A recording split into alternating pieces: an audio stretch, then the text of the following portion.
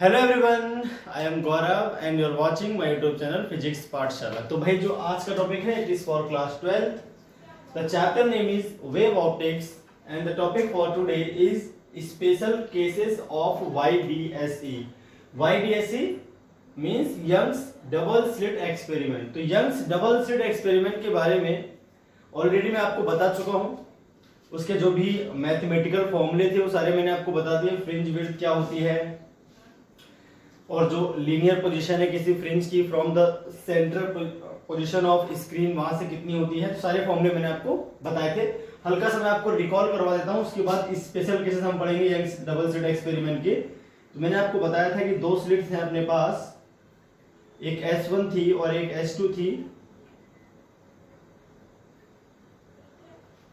और स्क्रीन जो थी इन दोनों स्लिट्स के पैरेलल, इनके प्लेन के पैरेलल कैपिटल D डिस्टेंस पे थी। आपको याद होगा, जिसने लास्ट का वीडियो लेक्चर में देखा है पहले जरूर लास्ट का वीडियो लेक्चर देखें YDSE का, उसके बाद ही आपको ये बात समझ में आएगी। तो यहाँ पर आपने सेंटर पॉइंट O मान लिया था। इसके बाद जो आपके पास स्लिट्स हैं इनमें से लाइट की रेज निकलती है, एक लाइट की रेज यहाँ से और एक लाइट की रेज यहाँ से आपकी पहुंचती है, एक पॉइंट पर जाकर मिल जाती है दोनों, ठीक है, इस तरह से। और अगर हम यहाँ से परपेंडिकुलर ड्रॉ करते हैं आपका इस तरह से, ये दोनों जो रेज हैं लगभग बराबर पाथ कवर करती हैं, और ये उस केस में वैलिड है जब आपका D much larger than small d होगा। जो आपका कैपिटल D बहुत बड़ा है स्मॉल d से, उस केस में अगर आप S1 से परपेंडिकुलर ड्रॉ करते हो S2P जो लाइट की रे है उस पर, तो यहां से जो पाथ होगा, मान लीजिए आपने इसका नाम रख लिया M, तो S1P और MP लगभग क्या हो जाएंगे, इक्वल हो जाएंगे। राइट एंगल ट्रायंगल में अगर एक साइड बहुत छोटी होती है तो बाकी दोनों साइड अप्रोक्सीमेटली इक्वल हो जाती है। मैंने लास्ट के वीडियो में आपको सारी बातें बताई थी। तो ये हो गया था आपका डेल्टा एक्स, लगभग इसको बोलेंगे पाथ डिफरेंस। इतना ही अंतर है S2M के बराबर दोनों रेज में। इसके बाद तो ऑलमोस्ट इनका जो पाथ है, ऑप्टिकल पाथ है, वो इक्वल था। और हमने इसकी स्लिट के मिड पॉइंट से पॉइंट P को अगर हम मिलाते हैं कुछ इस तरह से, तो और स्क्रीन के मिड पॉइंट को स्लिट के मिड पॉइंट से मिलाते हैं, तो यहां पर जो एंगल बनता है इसको बोलते हैं angular position of point P, जहां पर कोई फ्रिंज बनेगी। तो थीटा जो है वो आपकी एंगुलर पोजीशन है, और जो ये थी आपके पास, ये थी आपकी लीनियर पोजीशन। हल्का हल्का मैं आपको याद दिलवा दूं, उसके बाद फिर हम स्पेशल केसेस को पढ़ेंगे दोबारा। तो मैंने इसका प्रूफ किया था, बहुत इजीली आपको समझ में आ गया। यहाँ पे थीटा था तो एंगल यहाँ पे भी अप्रोक्सीमेटली थीटा ही बनता है, और इस ट्रायंगल में से आपने साइन थीटा जो निकाला था वो निकाला था delta x upon small D के इक्वल, और जो टेन थीटा आपने बड़े ट्रायंगल से निकाला है, ट्रायंगल का नाम देखिए, इसका नाम रख लेते हैं कुछ तो भी, ओ एस रख लिया इस पॉइंट का नाम हमने। ये पॉइंट है मिड पॉइंट, इसका नाम क्या रख लिया भाई, एस।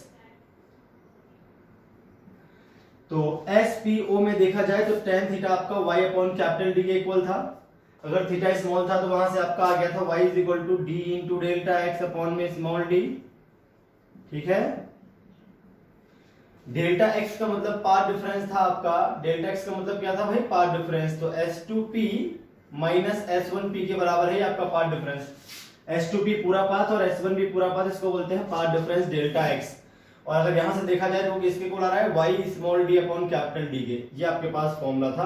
अब आपने क्या किया, मैक्सिमम और मिनिमा के लिए डेल्टा x की वैल्यू हम ऑलरेडी पढ़ चुके हैं। दो लाइट रेज अगर या लाइट वेव्स अगर पाथ डिफरेंस n लैम्डा पर मिलती हैं, जहां पे n की वैल्यू हम 0 1 2 कुछ भी रख सकते हैं, तो मैक्सिमा बनती है n-1/2 ब्रैकेट में मल्टीप्लाई लैम्डा के पाथ डिफरेंस पर अगर मिलती है तो आपकी मिनिमा बनती है। तो ये सारी चीजें मैं आपको ऑलरेडी कवर कर चुका हूं। फ्रिंज विड्थ क्या थी ये भी मैंने आपको बताया था लास्ट वीडियो लेक्चर में, सारी बातें मैंने कवर कर दी थी। इंटेंसिटी कर्व मैं आपके लिए बना दूंगा। तो ये जो फॉर्मूला है ये बहुत काम का है, delta x is equal to S2P minus S1P is equal to YD upon capital D।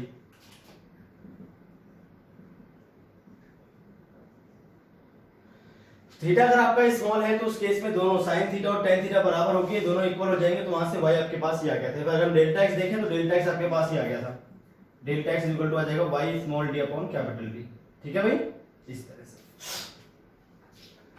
तो ये जो पाथ डिफरेंस मैंने निकाला है, इसी पाथ डिफरेंस को आपको याद रखना है। और हम स्पेशल केसेस पढ़ते हैं YDSC के, तो ये बिल्कुल सिंपल केस था। यहाँ पर आपके पास वैक्यूम या एयर आपने कंसीडर की थी, दोनों स्लिट्स थी। जो पहला स्पेशल केस है वो क्या है, जरा आप ध्यान से देखें। तो डेल्टा एक्स का फॉर्मूला आपको याद हो गया। डेल्टा एक्स जो हमने निकाला था H2P माइनस S1P, तो H2P माइनस S1P तो मैथमेटिकली हमेशा y स्मॉल d अपॉन में कैपिटल D के इक्वल आएंगे, ये आपको जरूर ध्यान रखना है। चलिए आगे देखते हैं क्या सिस्टम बैठेगा इसका।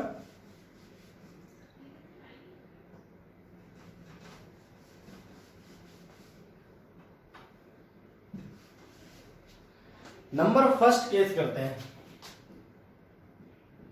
इफ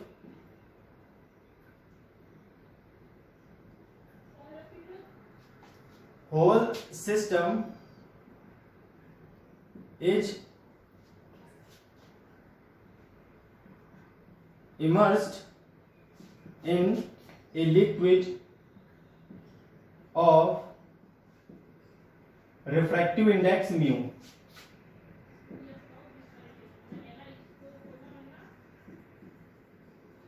पूरा जो सिस्टम है अपना YDSC का, अगर इसको मैं किसी ऐसे लिक्विड में डुबो दूं जिसका रिफ्रैक्टिव इंडेक्स क्या है भाई, म्यू है, तो अगर हम पूरा सेटअप जो हमारा YDSC का है इसे किसी लिक्विड में इमर्स कर दे जिसका रिफ्रैक्टिव इंडेक्स म्यू है, तो हमारा जो नई पोजीशन है किसी भी फ्रिंज की वो क्या हो जाएगी, फ्रिंज विड्थ पर क्या असर पड़ेगा, ये सारी बातें हमको यहाँ पर डिस्कस करनी है। क्लियर है भाई? तो चलिए देखते हैं, डिस्कस कर लेते हैं इस चीज को। ये बोर्ड में भी आ सकता है, सभी बच्चे बहुत ध्यान से देखेंगे, समझेंगे इसका डेरिवेशन ही प्रॉपर। तो मान लीजिए आपके पास YDSC सिस्टम जो आपने पीछे लिया सेटअप, वही सेटअप है आपका S1 S2, दो स्लिट्स हैं आपके पास, ठीक है। यहां पर एक स्क्रीन है आपके पास, ये जो है कैपिटल D है,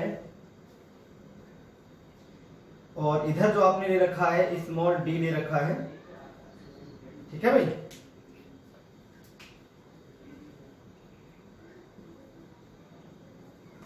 और इस तरह से आपने स्लिट्स के मिड पॉइंट को स्क्रीन के मिड पॉइंट से मिला दिया, ठीक है। अब क्या करते हैं, देखिए भाई, इधर भी अपने पास होता है सोर्स, सबको पूरी बात समझनी है। पहले यहां पर आपके पास एक सोर्स होता है S, जिससे लाइट की रेज निकलकर S1 और S2 ऐसे पहुंचेगी, फिर ये आगे स्क्रीन पर जाकर मिलेंगे कुछ इस तरह से, जैसे मैंने एग्जैक्टली आपकी मिला दी है, लाइक दिस। इस तरह से आपकी रेज मिली, मतलब सोर्स S से निकली, S1 पर पहुंची, S से निकली, S2 पर पहुंची, फिर S1 से एक लाइट की रे और S2 से एक लाइट की रे निकलकर स्क्रीन पर जाकर मिल गई। तो ऊपर वाली रेखा अगर ऑप्टिकल पाथ देखा जाए तो पहले आपको ये समझना जरूरी है ऑप्टिकल पाथ क्या होता है। तो मैंने आपके लिए लिख दिया है ऑप्टिकल पाथ जो आपका होता है, optical path is equal to होता है geometrical path multiply mu. Optical path जो होता है, जैसे अगर मैं आपको बताऊं कि कोई लाइट की रे है और जिस मीडियम में वो चलती है, ये AB डिस्टेंस कवर की इसने, और जिस मीडियम में कवर की अगर वो म्यू है, तो जो ऑप्टिकल पाथ आपका आएगा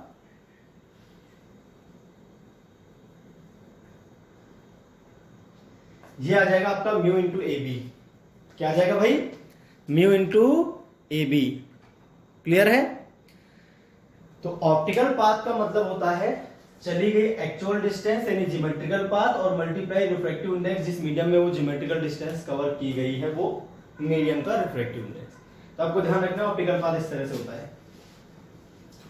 जो सिंपल YDSC था उसमें यहां पर आपने क्या लिया था, एयर या फिर वैक्यूम लिया हुआ था इस जगह पे, और एयर या वैक्यूम का जो रिफ्रैक्टिव इंडेक्स है वो 1 होता है। उस केस में ज्योमेट्रिकल पाथ आपका सीधे ऑप्टिकल पाथ के इक्वल हो जाता है। अब अगर मैं यहां से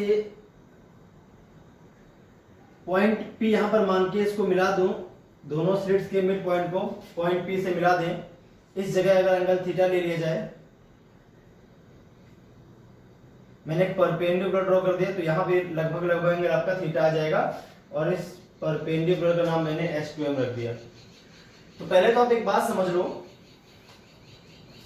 ये अगर स्मॉल y है, ये कैपिटल D और ये स्मॉल d है, तो S2P माइनस S1P ये लगभग लगभग आता है आपका S2M, और ये लगभग लगभग हो जाएगा आपका Y, ठीक है, small d upon capital D। ये तो एग्जैक्टली इक्वल है। ये ऑलरेडी मैं प्रूफ कर चुका हूं लास्ट के सिंपल YDSC में। भाई ज्योमेट्रिकल तो वही सब कुछ है ना, वही S1P, वही S2P, वही डिस्टेंस है ना।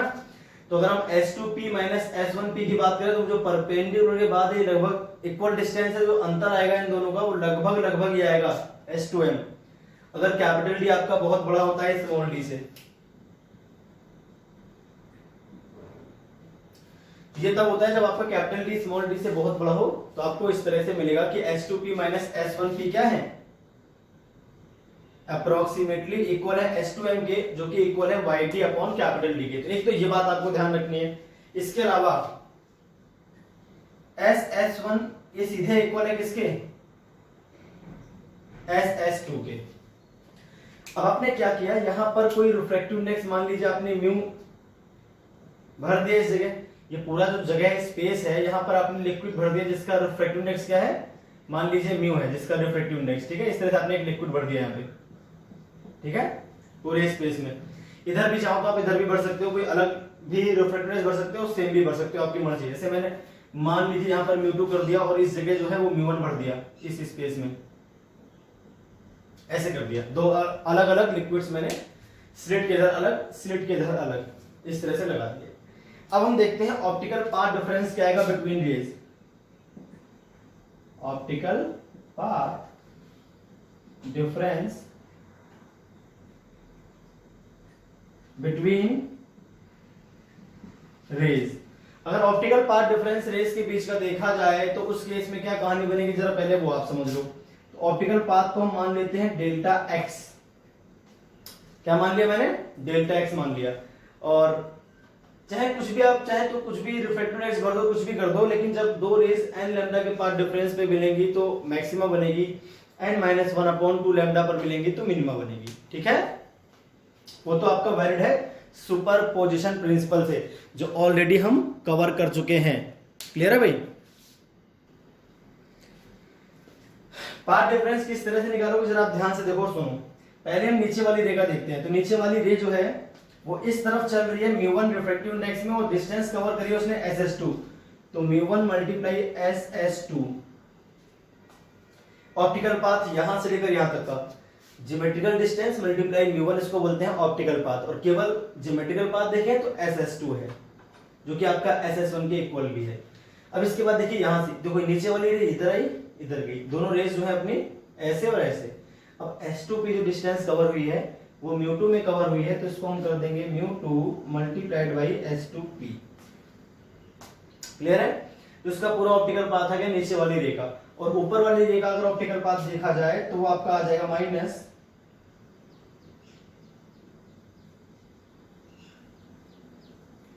इस तरह से म्यू1 इंटू SS1 प्लस म्यू2 इंटू S1P।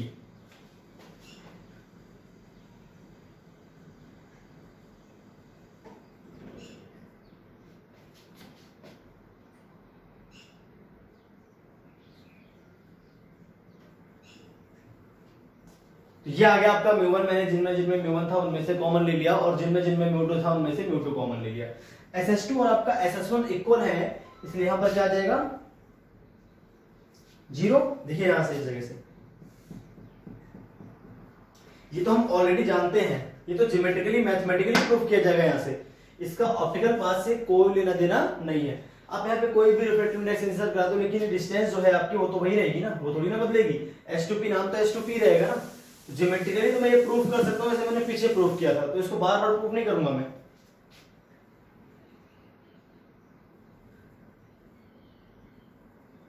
और S2P माइनस S1P आपका YD अपॉन कैपिटल D के इक्वल है, डेल्टा एक्स हो गया आपके पास। ये क्या हो गया, डेल्टा एक्स। ध्यान रखना एज वी नो,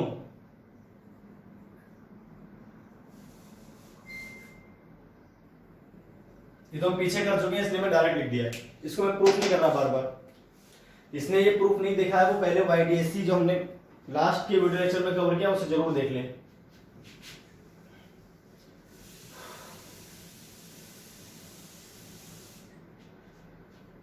तो अब देखिए क्या सिस्टम बैठेगा इसका आगे।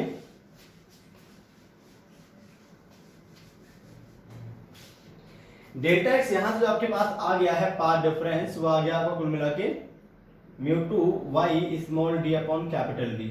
ठीक है, म्यू टू की वैल्यू अगर मैं म्यू मान लेता हूं सीधे सीधे, म्यू टू को क्या मान लिया जाए, म्यू मान लिया जाए, तो यहां पर आ जाएगा आपके पास mu Y small d upon capital D delta x.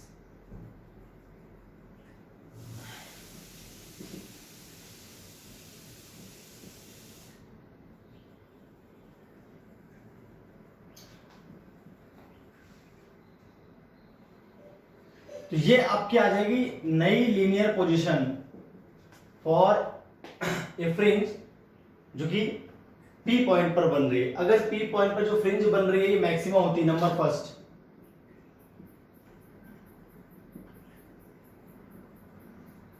For maximum हम जानते हैं पाथ डिफरेंस एन लैम्डा के इक्वल होता है।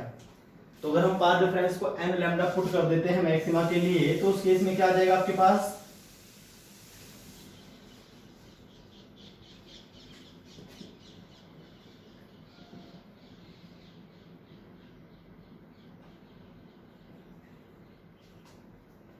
यानी जो लीनियर पोजीशन है वो पिछले बार की जो लीनियर पोजीशन है उससे 1/μ टाइम्स हो गई है।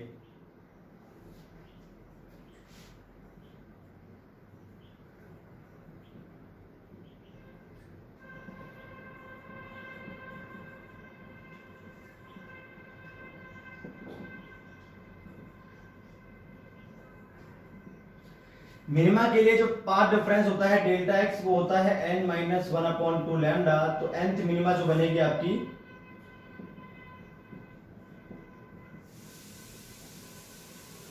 इस पर बन जाएगी इस तरह से। अब बात कर लेते हैं फ्रिंज विड्थ की। देखिए भाई, सेंट्रल मैक्सिमा की पोजीशन में कोई चेंज नहीं आएगा, क्योंकि जो आपका मिनिमा है उसकी सॉरी मैक्सिमा उसकी वैल्यू 0 1 2 3 ऐसे ऐसे रखी जाती है। ठीक है, यहाँ पर n की वैल्यू 1 2 3 रखी जाती है, first minima second minima. Central minima नहीं होती, सेंट्रल सिर्फ मैक्सिमा होती है। तो अगर हम n की वैल्यू 0 पुट करते हैं तो yn आपका 0 आ जाएगा, मतलब सेंट्रल मैक्सिमा अभी भी पॉइंट O पर ही मिलेगी। लेकिन जो बाकी मैक्सिमास है उनकी पोजीशन में चेंज आएगा, 1/μ टाइम्स हो जाएगी। जो उनकी लीनियर पोजीशन है म्यू आपका 1 से बड़ा होता है, इसलिए जो भी मिनिमा थी वो नीचे खिसक आएंगी। मान लीजिए आपकी यहाँ पे 10th मिनिमा बन रही थी, अब वो नीचे खिसक के यहाँ पे कहीं बनेगी, उसकी लीनियर पोजीशन घट गई है पहले से। जब आपने यहाँ पर म्यू भरा हुआ है उस कंडीशन में क्या हुआ है, अगर यहाँ पे म्यू नहीं था तो जहां पर आपकी 10th मिनिमा बनती थी या nth मिनिमा जहां पर बनती थी, म्यू भरने के बाद वो nth मिनिमा नीचे खिसक आएगी, यहाँ कहीं बनेगी। वाई उसका थोड़ा सा कम हो जाएगा पिछली बार की कंपैरिजन में। फ्रिंज विड्थ देखा जाए तो क्या आएगी,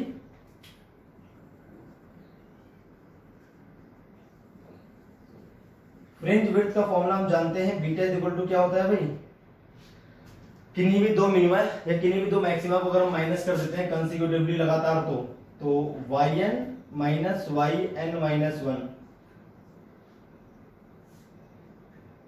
ठीक है, ये दोनों मैक्सिमा है। या दो मिनिमा को भी आप इस तरह से कर सकते हो, तो ये आ जाएगा आपके पास n lambda d upon small mu d minus n minus 1 d lambda upon mu into small d। एक बार n के प्लेस पे n पुट कर दो, एक बार n के प्लेस पे n माइनस 1। दो लगातार मिनिमा मैक्सिमा को माइनस कर दें, जो मैक्सिमा की पोजीशंस है लीनियर पोजीशंस, दो कंसेक्यूटिव जो मैक्सिमा है उनकी पोजीशन का अगर अंतर देखा जाए तो फ्रिंज विड्थ ऑफ मिनिमा होती है, और दो मिनिमा का अंतर देखा जाए तो मैक्सिमा की फ्रिंज विड्थ होती है। तो आप किसी की भी फ्रिंज विड्थ निकालो, आपका आंसर लगभग लगभग सेम ही आता है। डी लैम्डा अपॉन डी पिछली बार आया था, इस बार क्या आ रहा है जरा आप देखो, तो ये बीटा मिनिमा निकल रही है, फ्रिंज विड्थ ऑफ मिनिमा। ये आपका सॉल्व होने के बाद आ जाएगा डी लैम्डा अपॉन में म्यू इंटू स्मॉल डी। ये आपकी फ्रिंज विड्थ होती है, क्योंकि पिछली वाली फ्रिंज विड्थ से 1/μ टाइम्स हो गई। सिमिलरली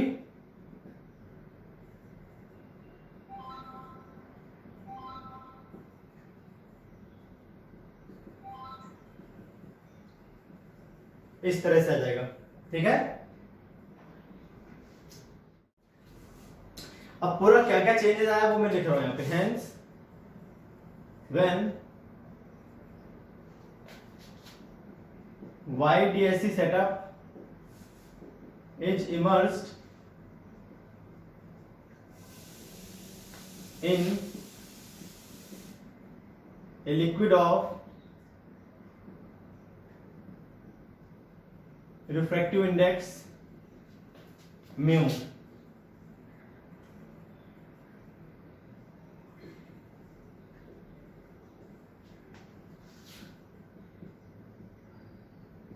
स्लिट्स और स्क्रीन के बीच में है ये म्यू, ये भी आपको ध्यान रखना है। Then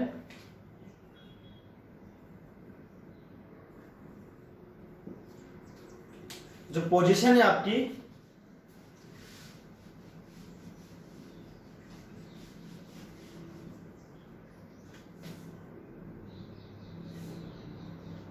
central maxima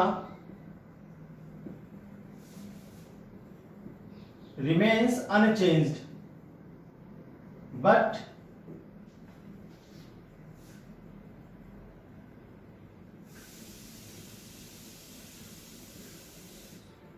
positions of all other maximas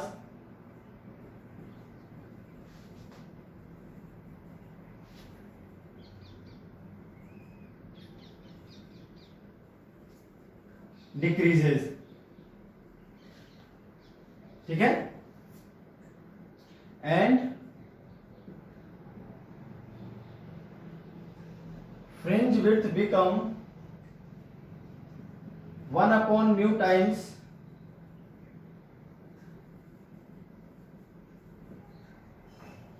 to the fringe width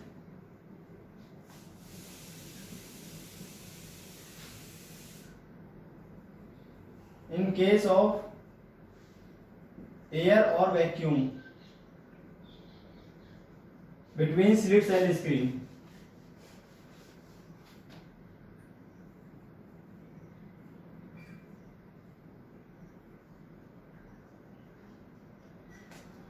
जो स्लिट और स्क्रीन है उनके बीच में जब एयर थी तो आपकी जो फ्रिंज विड्थ आई थी उसका 1/μ टाइम्स हो गई नई फ्रिंज विड्थ जो है। तो बीटा जो है आपकी बीटा नॉट अपॉन म्यू है, जहां पर बीटा नॉट क्या थी, D lambda upon small D थी, जब आपका एयर या वैक्यूम था स्लिट्स और स्क्रीन के बीच। तो ये पूरी कहानी है। जब आप रिफ्रैक्टिव इंडेक्स को इंट्रोड्यूस करा देते हो स्लिट्स और स्क्रीन के बीच में, तो उस केस में सभी जो फ्रिंज विड्थ है उनकी पोजीशन कम हो जाती है, डिक्रीज जाती है नीचे की साइड, मतलब पूरा जो फ्रिंज पैटर्न है वो सिकुड़ जाता है। ठीक है। सेंट्रल पोजीशन आपकी वही रहती है, वो बदलती नहीं है। सेंटर जो मैक्सिमा है वही पाई जाती है जहां पर वो थी, यहीं पर पाई जाएगी एज इट इज, जैसे वो एयर वाले केस में पाई जा रही थी। फ्रिंज विड्थ कम हो जाएगी, सभी जो फ्रिंजेस हैं उनकी विड्थ कम होके 1/μ टाइम्स हो जाएगी, तो पहले से फ्रिंज विड्थ कम हो जाएगी। तो भाई ये तो पूरी कहानी थी जब आपने पूरे सेटअप को डुबो दिया किसमें, लिक्विड में। तो अब हम क्या करते हैं, किसी एक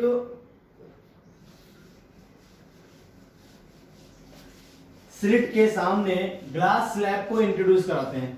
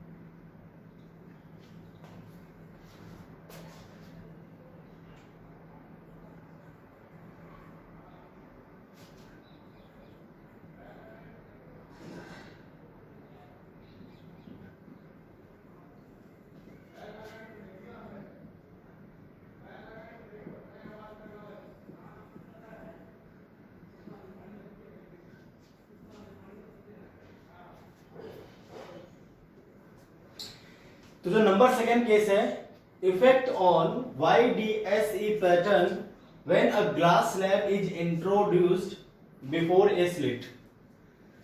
और इस टॉपिक को हम फ्रिंज शिफ्ट भी कहते हैं। फ्रिंज शिफ्टिंग कितनी होगी वो भी हमें निकालना आना चाहिए।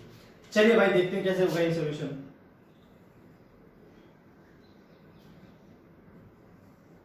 ये आपके पास एक YDSE पैटर्न है, सामने स्क्रीन है आपके पास, दो स्लिट्स हो गई।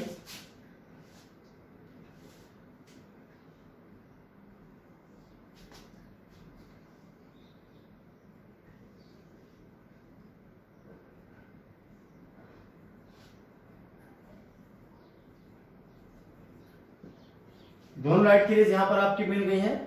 अच्छा, इससे पहले अगर मैं स्क्रीन के मिड पॉइंट को दोनों स्लिट्स के मिड पॉइंट से मिला दूं और इसको पीछे की तरफ बढ़ा दूं, यहां पर सोर्स मैंने मान लिया S, यहां से जो लाइट की रेज निकलती है वो मान लीजिए इस तरह से निकल के पहुंचती है इस जगह पे, उसके बाद पहुंचती है इसे। ये तो आपका इक्वल था।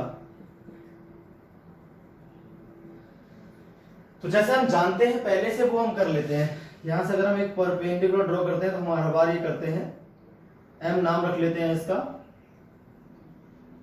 इस पॉइंट का नाम P है, इसका नाम O है। यहां से अगर मैं मिलाता हूं पॉइंट P की पोजीशन को तो इसको बोलते हैं एंगुलर पोजीशन, थीटा मान लेते हैं। तो यहां भी आपका लगभग थीटा एंगल बनता है। ये मैं ऑलरेडी आपको कवर कर चुका हूं क्यों थीटा एंगल बनता है यहां पे, ठीक है। चलिए भाई आगे देखते हैं क्या सिस्टम है। तो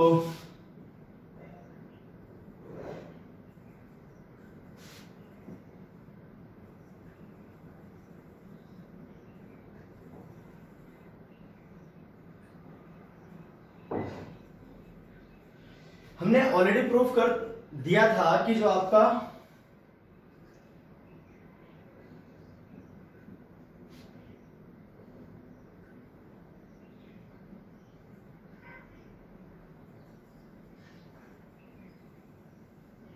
ये तो आपको हमेशा याद रखना है, ये जो S2M आता है ये लगभग आता है Y small d upon capital. तो जो S2M है आपका ये S2P माइनस S1P के लगभग बराबर होता है अगर D आपका बहुत बड़ा होता है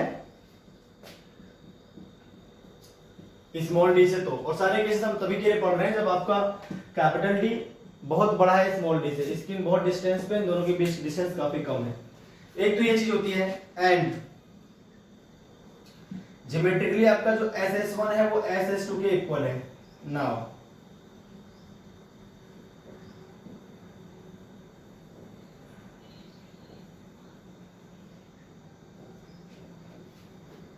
ऑप्टिकल पाथ डिफरेंस देखा जाए, ये तो हम पहले प्रूफ कर चुके हैं YDSE में, वहां से आप देख लेना इसका प्रूफ कैसे हुआ था। तो आपको ये लिखना है कि S2P फ्रॉम फिगर आप लेते हो S2P माइनस S1P लगभग S2M के बराबर है, जो कि लगभग Y small d upon capital D के इक्वल आएगी ज्योमेट्रिकली, ठीक है। ऑप्टिकल पाथ डिफरेंस देखा जाए अगर डेल्टा x को यहां से देखें हम, तो आपको एक बात ध्यान रखनी है। इस बार हम क्या करने वाले हैं, पहले जरा आप ये बात ध्यान से समझो। यहां पर हमने क्या किया, एक ग्लास स्लैब को इंट्रोड्यूस करा दिया जिसकी थिकनेस तो T है और जिसका रिफ्रैक्टिव इंडेक्स म्यू मान लिया मैंने।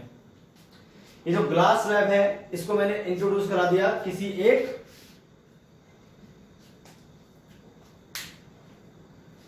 जो रे है उसके पाथ में या किसी स्लिट के सामने, चाहे S2 चाहे S1। बिफोर का मतलब सामने है, पहले नहीं। तो किसी एक स्लिट के सामने आपने क्या किया, एक ग्लास स्लैब को रख दिया, ठीक है भाई। तो अब देखते हैं ऑप्टिकल पाथ किस तरह से निकलता है। आप चाहो तो इसको नीचे वाले के सामने भी रख सकते हो, चाहो तो ऊपर वाले के सामने भी रख सकते हो, कोई दिक्कत वाली बात नहीं है। अभी मुझे इसका पाथ बड़ा दिख रहा है नीचे वाले का, तो मैं ऐसे लिखूंगा इसको SS2। अब चूंकि मैंने यहाँ पे कोई रिफ्रैक्टिव इंडेक्स नहीं माना है तो सीधे ये तो एयर ही है, बाकी में तो एयर है, बस केवल ये ग्लास स्लैब है जो सामने लग गई इस रे के पाथ पे। SS2 plus S2P optical path है नीचे वाली रे का, माइनस SS1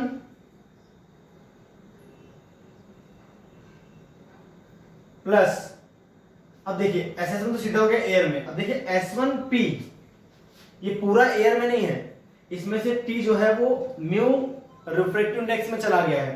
तो S1P तो हो गई ज्योमेट्रिकल डिस्टेंस दोनों की मिलाकर S1P माइनस टी कर दूंगा तो सिर्फ एयर की आ जाएगी।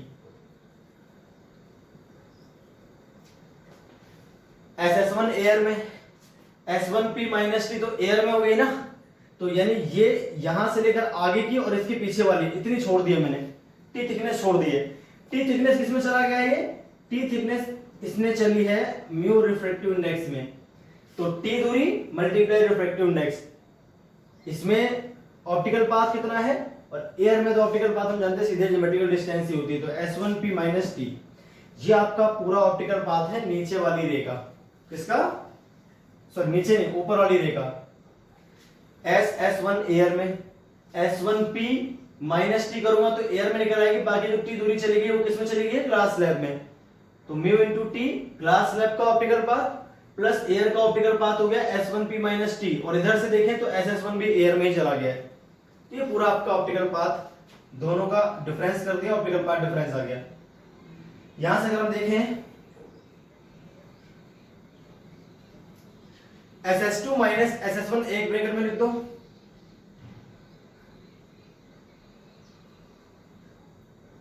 S2P माइनस S1P एक ब्रैकेट में लिख दो,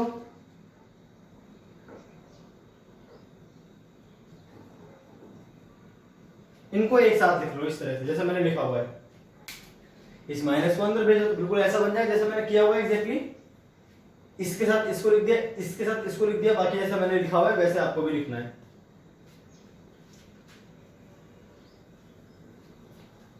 ठीक है, चलिए आगे देखते हैं। यहां से आपके पास जो डेल्टा एक्स है वो कितना हो जाएगा, तो डेल्टा एक्स अगर हम ध्यान से देखें तो हमें क्या दिखेगा? SS2 माइनस SS1 तो आपका दोनों बराबर थे, तो उस केस में 0 हो जाएगा, प्लस S2P माइनस S1P जो है आपका लगभग किसके बराबर है?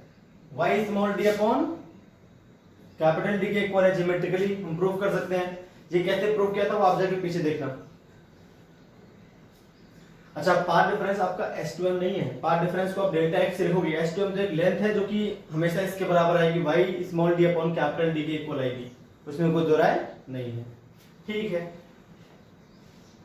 यहां पर आपने क्या किया, प्लस अगर हम t को कॉमन ले लें यहां से ऐसा करो आप माइनस कॉमन ले लो, माइनस टी जब आप कॉमन लोगे तो म्यू माइनस 1 हो जाएगा। अगर प्लस टी कॉमन लोगे तो 1 माइनस म्यू आएगा, अगर माइनस भी कॉमन ले लें बाहर तो म्यू माइनस 1 हो जाएगा। ठीक है, माइनस म्यू कॉमन लिया, सॉरी माइनस टी कॉमन ले लिया बाहर, ये प्लस का हो जाएगा और ये माइनस का हो जाएगा।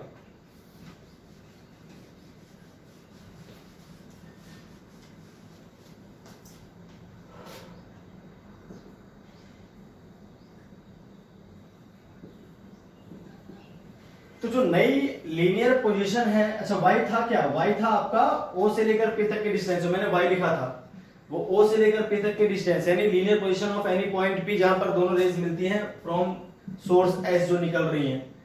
ठीक है, तो अगर यहां से हम इस y को देखें जो हमने लिखा हुआ है, तो y कितना आ जाएगा भाई?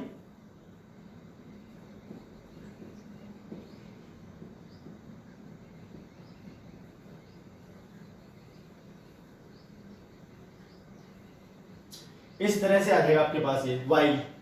तो जो नई लीनियर पोजीशन है आपको दिख रही होगी साफ, जो नई लीनियर पोजीशन है y वो है जो पुरानी लीनियर पोजीशन थी जब आपकी एयर थी उससे t into mu minus 1 time ज्यादा है। देखिए ध्यान से, है ना? तो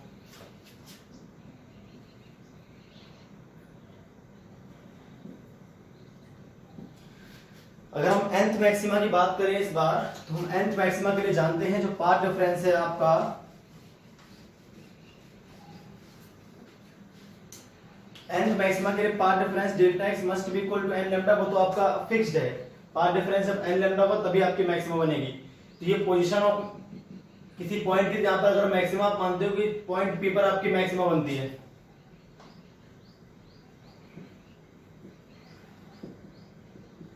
डेल्टा एक्स को n लैम्डा पुट कर दो, इसको y n लिख देना,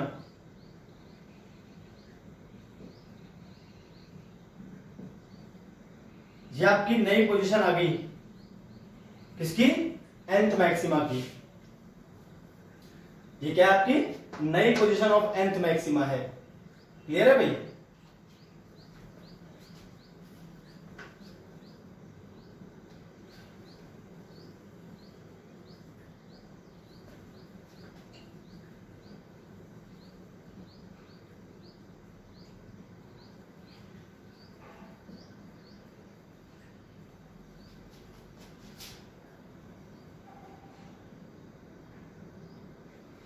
जब आपकी स्लैब नहीं थी स्लिट्स के सामने, तो जो आपका फिगर था वो कुछ इस तरह से था, आपको ध्यान होगा। YDS आप पहले वाला देखो इससे,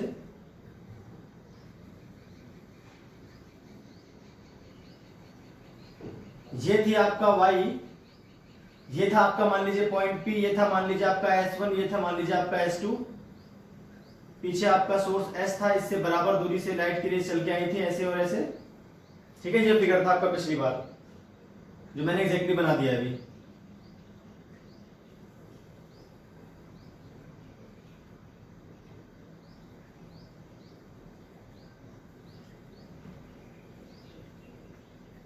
ये आ गया। क्लियर है भाई? इस तरह से आ गया आपके पास फिगर। तो इस वाले में अगर हम ध्यान से देखें तो हमारे पास जो y की वैल्यू आई थी पिछली बार, इसको अगर हम y नॉट मान लें, इस बार जो पॉइंट P की डिस्टेंस जहां पर मैक्सिमा बनती है,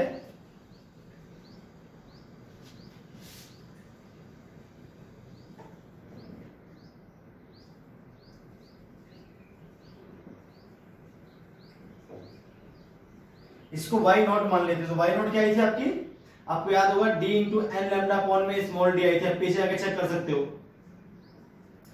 अब जो मैक्सिमा है उसकी पोजीशन ये है, और जो पिछली बार मैक्सिमा थी हमारे पास, जब यहां पर कोई स्लैब नहीं थी, तो आपको याद होगा जो आपकी पोजीशन ऑफ nth मैक्सिमा आई थी वो आई थी बी एन लैम्डा अपॉन में स्मॉल d।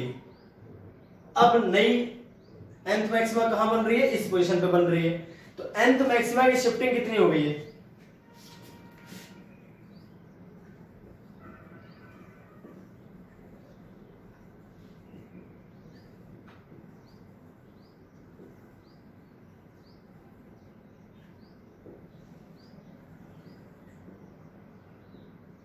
जो nth ब्राइट फ्रिंज है उसकी शिफ्टिंग कितनी हुई जरा वो देखो। शिफ्टिंग को डेल्टा एस से लिख लेते हैं। ठीक है भाई, शिफ्टिंग है ये डेल्टा एस। तो शिफ्टिंग जो हो रही है आपके पास वो कितनी हो रही है, अभी कितनी है yn, और माइनस पहले कितनी थी। तो अगर इन दोनों को माइनस कर दूंगा भाई, पहले कहीं और थी अभी कहीं और है। अच्छा, कुछ प्लस हो रहा है, थोड़ा सा ऊपर है ये क्या भाई, थोड़ा सा ऊपर है। इस पॉइंट को हम कुछ और मान लेते हैं, P डैश मान लेते हैं। ऐसे P मत मानना, P वहां पर मान रखा मैंने ऑलरेडी। तो किसी पॉइंट P डैश पर बन रही थी पहले मैक्सिमा, अब पॉइंट P पर बन रही है। P डैश आपका यहाँ कहीं है, अगर इस फिगर में देखें ध्यान से, तो ये स्लैब ना होती तो nth मैक्सिमा जो यहाँ बन रही है वो यहाँ कहीं बनती। स्लैब की वजह से ऊपर शिफ्ट हो गई है। किधर शिफ्ट हो गई है भाई, ऊपर शिफ्ट हो गई है। पिछली बार d n lambda upon small d, तो ये तो आपको मान लीजिए y नॉट है, तो y नॉट में इतना ही तो ऐड हुआ है जो एक्स्ट्रा दिख रहा है आपको। तो अगर इनको माइनस करता हूं तो आंसर आएगा capital D upon small d into mu minus 1 into small t। ये आपका फ्रिंज शिफ्ट है। अब चूंकि फ्रिंज शिफ्ट में ऑर्डर ऑफ फ्रिंज नहीं आया है, तो सभी फ्रिंजेस क्या होंगी, बराबर बराबर शिफ्ट होंगी।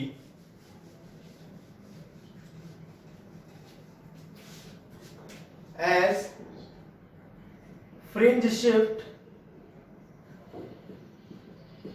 Delta S is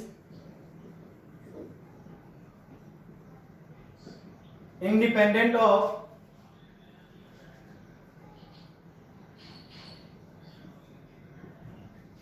order of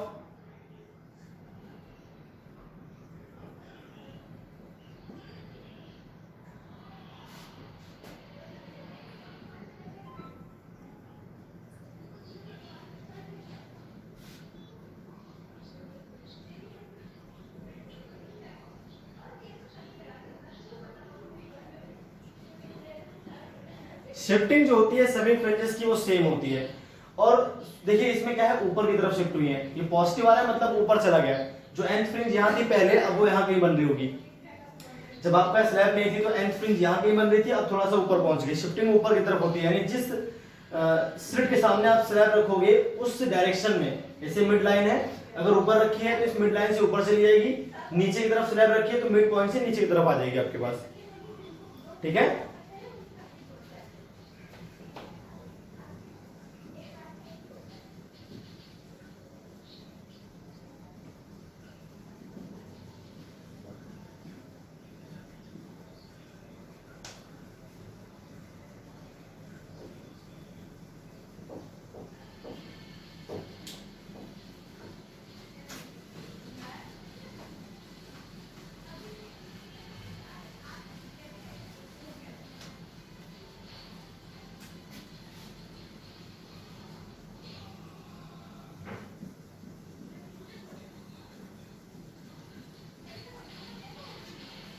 ये हो गया भाई आपके पास पूरा फ्रेंच शिफ्ट। सारा का सारा पैटर्न आपका मान लीजिए ऐसा था तो ऊपर की तरफ खिसक जाएगा, सेंट्रल ब्राइट भी ऊपर चली जाएगी, सेंट्रल ब्राइट जो यहाँ पाई जा रही थी वो भी ऊपर की तरफ खिसक जाएगी, सेम डिस्टेंस जो ये है, सभी फ्रिंजेस जितने भी फ्रिंजेस हैं सभी सेम डिस्टेंस ऊपर की तरफ खिसक जाएंगी। एंड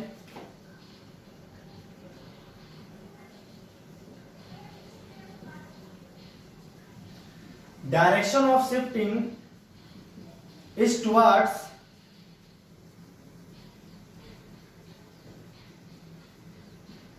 the slit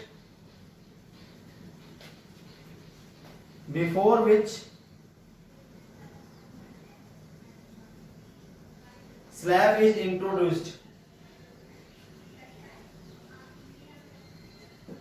मतलब अगर ऊपर वाली स्लिट के सामने आप स्लैब रखते हो तो सारा पैटर्न ऊपर की तरफ खिसक जाएगा, नीचे वाली स्लैब के सामने रखते हो तो नीचे तरफ खिसक जाएगा। इट मींस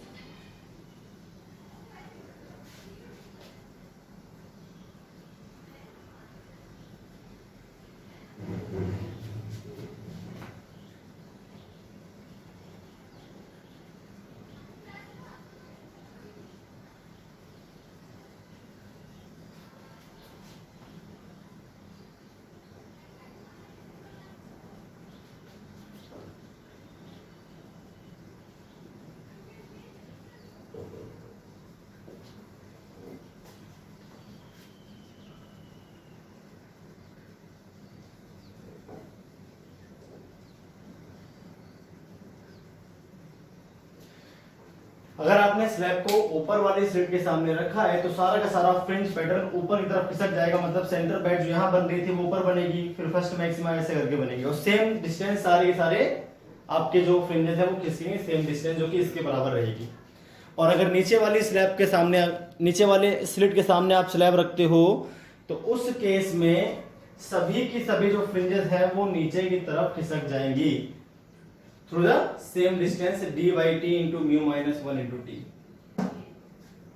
तो ये आपके हो गए दो स्पेशल केसेस किसके, YDSE यानी यंग्स डबल स्लिट एक्सपेरिमेंट के आपके दो स्पेशल केस हो गए जो मैंने आपको अभी बता और समझा दिए। क्लियर है भाई?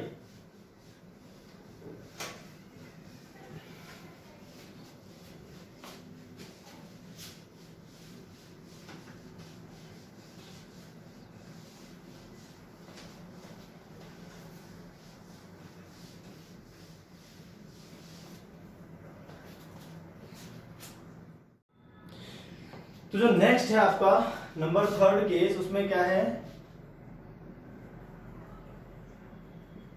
Source S is placed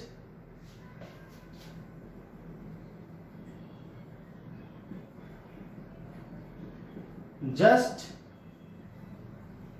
beyond the centre line.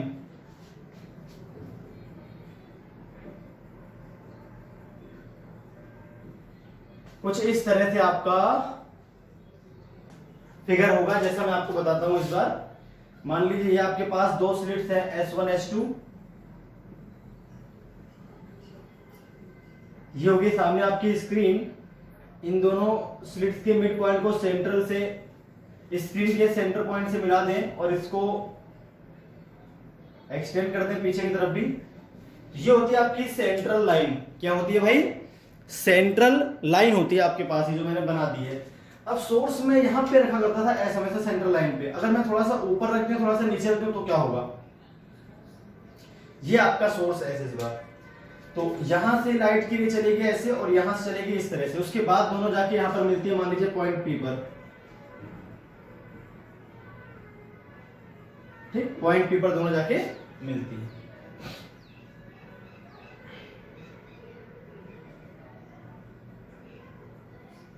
ये आ गया आपके पास फाइनली।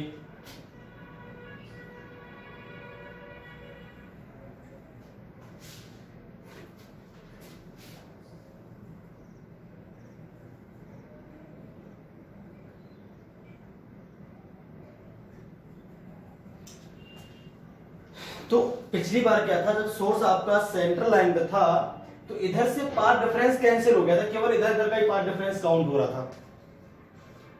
अब आपका इधर से भी पाथ डिफरेंस काउंट होना शुरू हो जाएगा। तो अब क्या करोगे, जैसे आपने पिछली बार इधर से पाथ डिफरेंस निकाला। मान लीजिए ये जो है आपका डिस्टेंस, ठीक, इस डिस्टेंस को, ये तो आपका हो गया स्मॉल डी, ठीक भाई, ये हो गया आपका मान लीजिए वाई, क्या हो गया वाई, ये आपका कैपिटल डी। इधर जो डिस्टेंस है इसको मान लेते हैं D1 या D डैश, जो भी आपको मानना है आप मान सकते हो अपने हिसाब से, D डैश मान लिया मैंने। और जो ये दूरी है ये आपकी मान लीजिए Y डैश है, क्या है Y dash from line. Clear है भाई? अब चूंकि मैं जस्ट बियॉन्ड रखा हुआ है सेंटर लाइन से, तो एक बात आपको ध्यान रखनी है, D आपका बहुत बड़ा है स्मॉल डी से, D जो है वो स्मॉल डी से क्या है, बहुत ज्यादा बड़ा है आपका। क्लियर है बात? D डैश जो है वो भी स्मॉल डी से काफी बड़ा है, ये भी आपको ध्यान रखना है। D डैश भी क्या है भाई, स्मॉल डी से बहुत ज्यादा बड़ा है। तो देखिए मैं बहुत इजीली प्रूफ कर सकता हूं कि जो आपका S2P है और जो S1P है उनका अंतर लगभग S2M के बराबर है, जो कि आपका किसके इक्वल आता है। अगर इसको मैं यहां से ऐसे मिला दूं इस जगह से और यहां पर एंगुलर पोजीशन थीटा दिखा दूं तो यहां भी एंगुलर पोजीशन थीटा बनती है, उस केस में बहुत इजीली प्रूफ हो जाता है।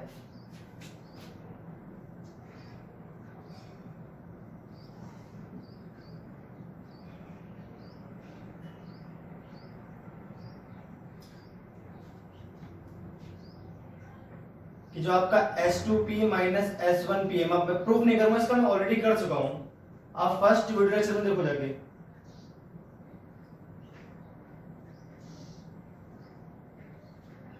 ये तो आएगा S2P माइनस S1P लगभग बराबर है S2M के, जो किसके इक्वल आएगा, Y small d upon capital D, वही आएगा। एंड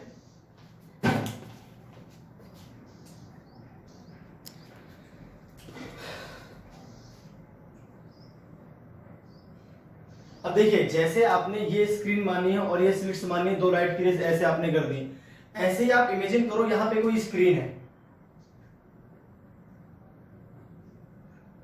भाई, थोड़ी देर के लिए आप इमेजिन करो यहाँ पे स्क्रीन है, ये सेंटर पॉइंट हो गया, सेंटर पॉइंट से इसको भूल जाओ, ये सेंटर पॉइंट हो गया, सेंटर पॉइंट से मिला दिया मैंने एग्जैक्टली ऐसा। अब अगर मैं यहां से एक परपेंडिकुलर ड्रॉ करता हूं,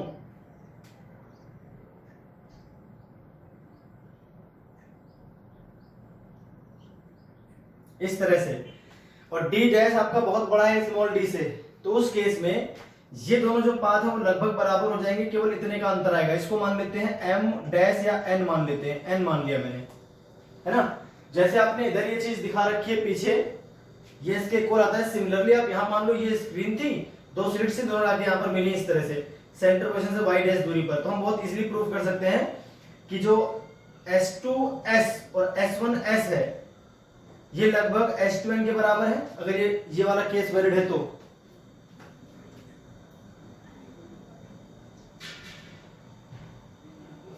ये जो स्पेशल केसेस है it is only for competitions, यानी नीट और IIT जेईई में इससे क्वेश्चन पूछे जाते हैं, बोर्ड का इससे कोई लेना देना नहीं है, इसलिए प्रूफ आपको मैं थोड़ा शॉर्ट में कर रहा हूं, ध्यान से देखो। तो ये जो मैं ऑलरेडी प्रूफ कर चुका हूं, इसकी हेल्प से नीचे वाले को भी देख रहे हैं। तो S2S minus S1S, S2S minus S1S लगभग किसके बराबर होगा, S2N के। कैसे? जो राइट एंगल ट्रायंगल आपका बनेगा,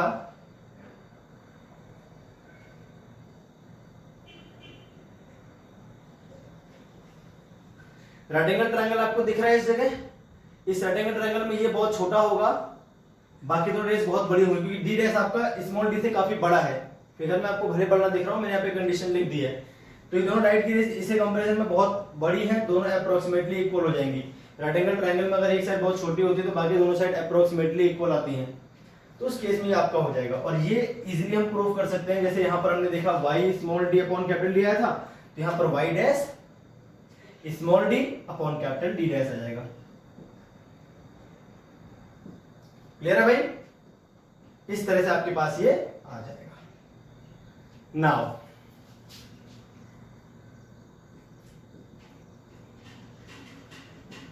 ऑप्टिकल पाथ डिफरेंस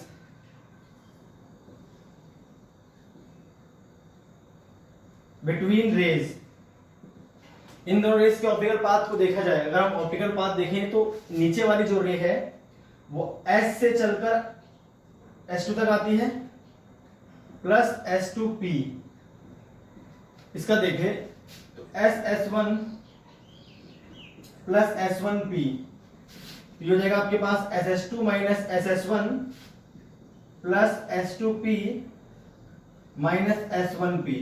इस तरह से भी लिख सकते हैं इस डेल्टा एक्स को। डेल्टा एक्स आपका यहां से इजीली हो जाएगा, ये तो हो गया आपके पास y dash small d upon capital D dash plus y small d upon capital D, ये आपके पास पाथ डिफरेंस है। आप बहुत इजीली निकाल सकते हो स्क्रीन पर किस पोजीशन पर कोई सी फ्रिंज बनती है, डेल्टा एक्स को पुट करना है। मान लीजिए आपको पूछता है कि बताइए y कितना है फॉर 10th ब्राइट फ्रिंज, तो आपको डेल्टा एक्स के प्लेस पे 10 लैम्डा पुट कर देना है। कैपिटल डी आपको दिया होगा, स्मॉल डी आपको दिया होगा, स्मॉल y डैश दिया होगा, स्मॉल d डैश दिया होगा। आप इजीली निकाल सकते हो y की वैल्यू को। तो यहां से हम y की वैल्यू को निकालेंगे, मेनली जब मैं इसको न्यूमेरिकल कराऊंगा तो आपको इजीली बात समझ में आ जाएगी। तो ये था आपका फॉर्मूला जो इस केस के लिए वैलिड है। तो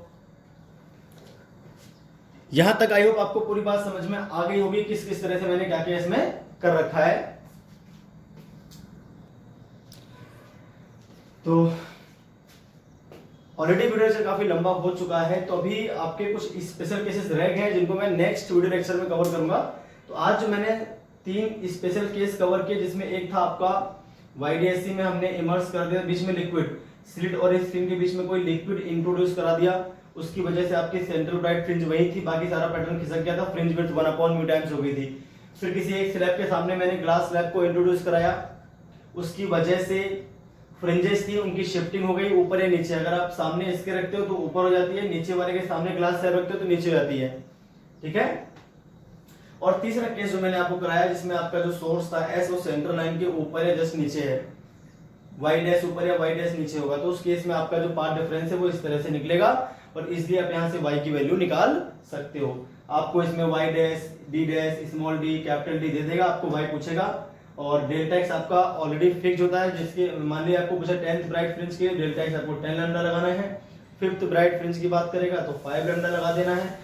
मिनिमा की बात करेगा तो आपको डेल्टा एक्स उसी के अकॉर्डिंग रखना है। फर्स्ट मिनिमा कहां पर बनती है भाई, फर्स्ट मिनिमा आपकी बन जाएगी λ/2 पर, इस तरह से आपकी बनेगी।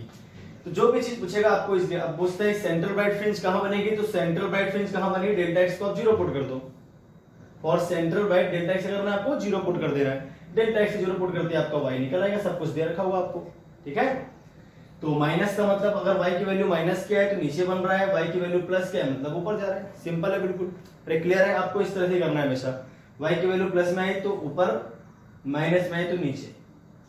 तो ये पूरी बात थी जो मैंने आपको समझा दी। क्योंकि वीडियो लेक्चर काफी लंबा हो चुका है तो बाकी जो बचे केसेस हैं YDSC के उनको मैं नेक्स्ट वीडियो लेक्चर में कवर करूंगा। आज के लिए इतना ही, फिर मिलते हैं नेक्स्ट वीडियो लेक्चर में।